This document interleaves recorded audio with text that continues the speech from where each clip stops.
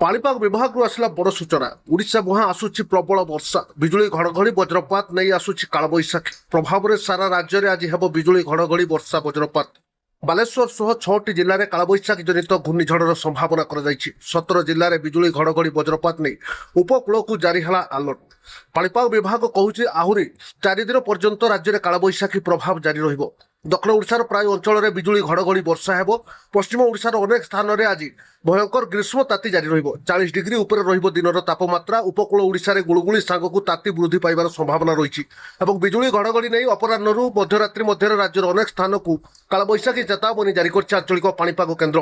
तेज नजर पकातु कौन रही आज पाणीपाग को नहीं बड़ अपडेट केउ सब जिले में बिजुली घड़घड़ी केउ सब जिला मानक कालबैशाखी जनित वज्रपात नहीं सतर्क रही कहुई। लघुचाप प्रभाव में राज्य में केबेठू आगक प्रबल वर्षा लघुचाप केउंटी रही केउ आड़ को गति कर यार प्रभाव में आसंता केते दिन पर्यंत राज्य में यही कालबैशाखी प्रभाव में वर्षा जारी रहा। पूर्व वीडियो को लाइक करूँ, चैनल को सब्सक्राइब कर ही सब्सक्राइब करूँ। सब समय पाणीपागर ताजा खबर पाइपर।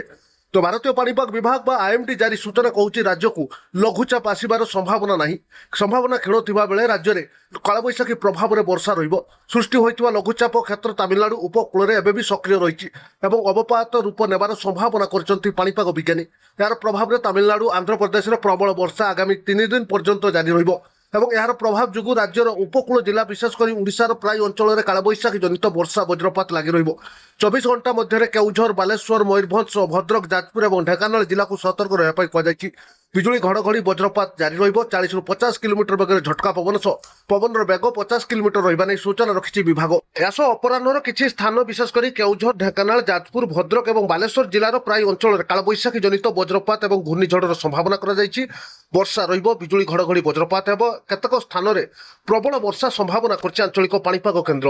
यास आगामी 24 घंटा मध्य पुणी 17 जिला को येलो वार्निंग जारी होइछि। बिजुली घड़घड़ी वज्रपात विशेषकर मालकानगिरी, कोरापुट, नवरंगपुर, कलाहांडी, रायगड़ा, गजपति, गंजाम, कंधमाल, बौद्ध, अनुगुल, नयागढ़, खुर्धा, पुरी, जगतसिंहपुर, केन्द्रापड़ा, कटक सुंदरगढ़ जिला को पाणीपाग विभाग येलो वार्निंग दिया जाइछि।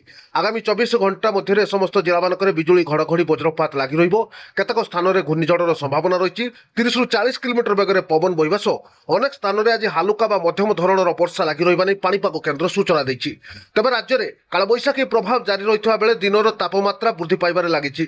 2 ରୁ 3 दिन मध्य 3 डिग्री पर्यंत तापमात्रा वृद्धि पाइबो बोली सूचना रखिछि विभाग।